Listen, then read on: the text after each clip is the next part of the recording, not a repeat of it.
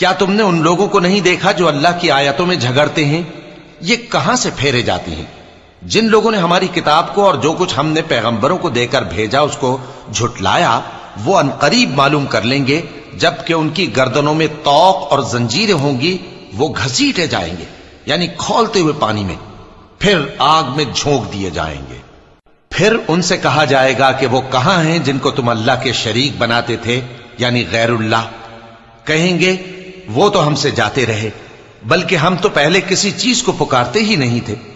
اسی طرح اللہ کافروں کو گمراہ رہنے دیتا ہے، یہ اس کا بدلہ ہے کہ تم زمین میں ناحق خوش ہوا کرتے تھے اور اس وجہ سے کہ اترایا کرتے تھے۔ اب جہنم کے دروازوں میں داخل ہو جاؤ، ہمیشہ اسی میں رہو گے، سو متکبروں کا کیا برا ٹھکانہ ہے۔ تو اے پیغمبر صبر کرو کہ اللہ کا وعدہ سچا ہے، پھر اگر ہم تمہیں اس عذاب میں سے کچھ دکھا دیں جس کا ہم ان سے وعدہ کرتے ہیں، یا ہم تمہیں وفات دے دیں، تو بہرحال ان کو تو ہماری ہی طرف لوٹ کر آنا ہے۔ اور ہم نے تم سے پہلے بہت سے پیغمبر بھیجے، ان میں کچھ تو ایسے ہیں جن کے حالات ہم نے تم سے بیان کر دیے ہیں، اور کچھ ایسے ہیں جن کے حالات بیان نہیں کیے۔